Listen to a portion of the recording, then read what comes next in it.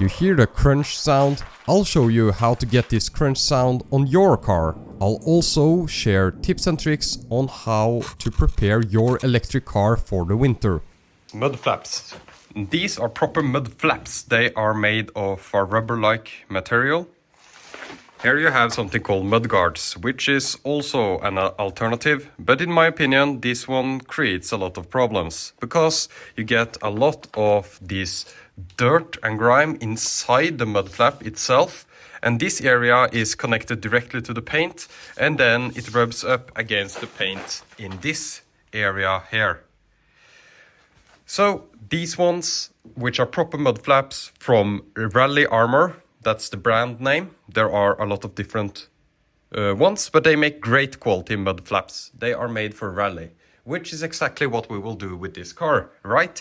So here are proper Rally Armor mud flaps. They should be flexible like this, and they will just take all the dirt and all the gravel, dampen it down, and then put it down on the ground where you want all the gravel and dirt to be, which is great. And I also have it in the rear for the courtesy of the people that are driving behind me, so that I don't kick up gravel, but it also protects this area, which is great.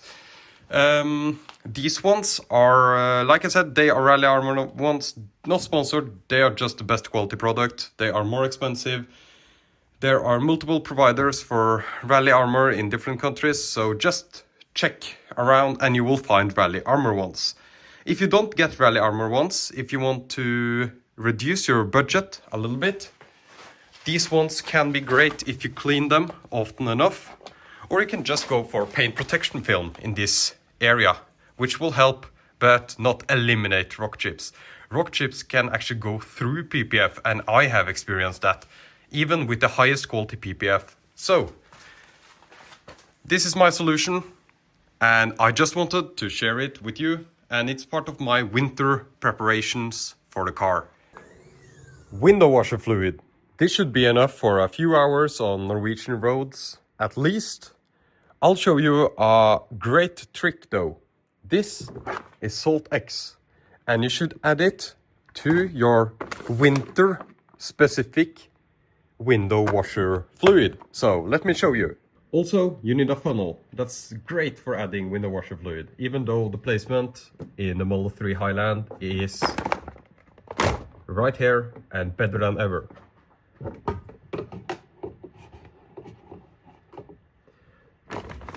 These bags are 4 liters, and I think the window washer fluid tank on the Model 3 is 3.2 liters. Way too small, in my opinion. It is larger in the Model Y.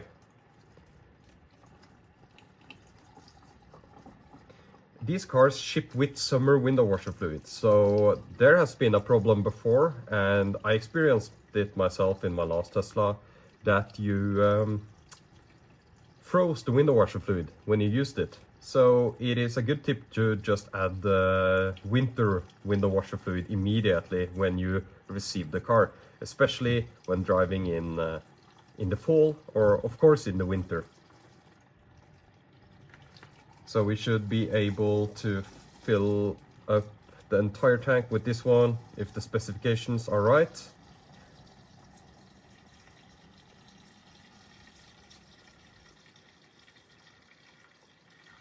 I think that's okay. Yep, I can see that it's almost full.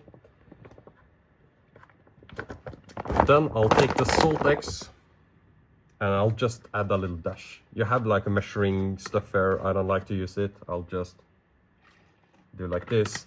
A little dash. And what this does is remove the salt film on the windscreen.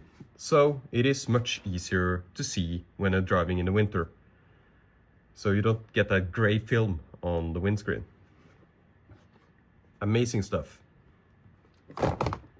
And then you keep all the washer fluid in the front car, so you can fill on your road trip, since you will empty out the tiny window washer fluid tank on the Tesla Model 3. 3.2 liters. It should be like 10 liters. Here is another tip. If your car gets frozen, you need some de-icing to remove the ice, especially if you can't remove it by just pure force. So if these door handles are completely frozen over and you aren't able to knock out the ice, like you press this one and then the ice breaks off, if that doesn't happen, you should have de-icer in your car, and not necessarily in the frunk, because this frunk can be frozen over easily as well. So it's a little bit difficult to decide where to put it, but I find that maybe the rear trunk is the best area for it. Tires. Boring, right? Predictable that I'm going to talk about tires in a winter preparation video. But tires are extremely important, and tires is, no matter the season, always the cheapest performance upgrade you can do for your car if you buy proper tires. Buy Michelin tires, Continental tires, Nokian tires. It doesn't really matter between those brands because they all have strength and weaknesses. But buy tires that's fit for your environment. So, for example, in Norway, I would buy Nordic winter tires. In Europe, you would buy Central European winter tires, which are better for water and reducing aquaplaning, because you have a lot of water on the road instead of snow and ice. I decided to go for studded tires, because I will drive in icy environments, and I'll drive to the north of Norway with icy coastal roads, which are extremely dangerous with black ice. You probably don't need studded tires for winter, but it can give an extra security in icy conditions. In actual snow conditions and just normal winter conditions, and especially on wet roads, studded tires are actually worse than non-studded tires in almost all cases. So look into tire reviews on YouTube, a great channel, and there are also many other reviews on YouTube available with people that have extensive knowledge in tires. I don't have a tire sponsor, but I really like Nokian, and I always buy Nokian tires because they have served me well. Both the studless ones and the studded ones here. These ones are the Hakkapeliitta 10 EV tires. EV in this sense just means it has sound dampening to reduce the noise of the studs inside the cabin. There are many other good tires. Look into tire reviews, buy from a known brand. Get a deal, that's fine, but buy from a known brand and make sure the tire itself is fit for your location. Nordic winter tires will aquaplane if you drive in super rainy conditions. They are not the best for everyone. Make sure to buy tires that's fit for your environment. Here I am installing the tires on the Tesla. It is pretty easy, just pause the video and see the steps that I do. It is very similar to putting tires on just any other car. It's just the lifting parts that's different. You have this hockey puck that you put into the lifting point on the car. You don't need this hockey puck. If you don't have it, you can just lift under with some kind of protection on the jack itself under this hold. It's just to align it properly with where you are supposed to lift. So you don't need this hockey puck. In a pinch, you can just lift it from this area, but you need to be extra careful because you really don't want to lift the car in the wrong location. And therefore, I do recommend these hockey pucks when lifting the car. And please don't drive to Norway in winter with Central European winter tires. You will get stuck. This is something that I recommend having in the car, no matter if you are driving in the summer or in the winter. It's an air compressor and a tire repair kit. And I got this for free because of you guys. You ordered Teslas with my link. And this means that I get approximately $500 for each referral that I can use in the Tesla shop. This one came back in stock and I have been meaning to buy this for a very long time. So to try to make up some of this for you that actually used my referral for me to get this for free, I'll unbox it and test it on my car because we need to set tire pressures on the car when changing wheels or tires. There are many tire repair kits available. You don't have to have the Tesla one. This is difficult to do with one hand. So let's see.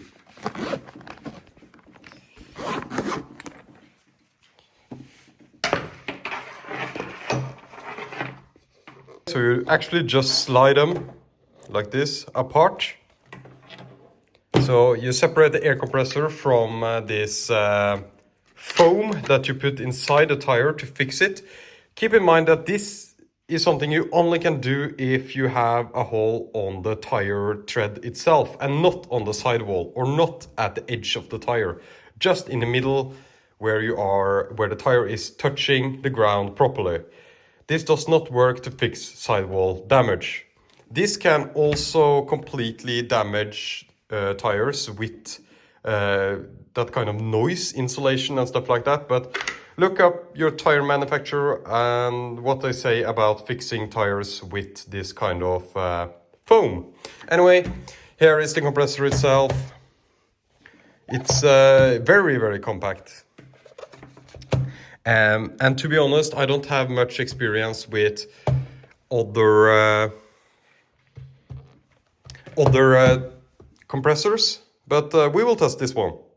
Okay, it is connected here and in the 12 volt in the Tesla Model 3 Highland, which is right here. The recommended tire pressure is 42 psi or 290 kilopascals. For winter tires, Nokian recommends going like 3 to 4 psi over the recommended here. So we will go for 45 psi, I think. So this is extremely important to have right, actually, the tire pressure. Not just for the longevity, but also the performance of the tires. So I think we just screw it on like this, and it says 38.4 psi. We want 45 psi's. Oh, quite low in these from the factory. So 45 is our goal. Let's see how long it takes.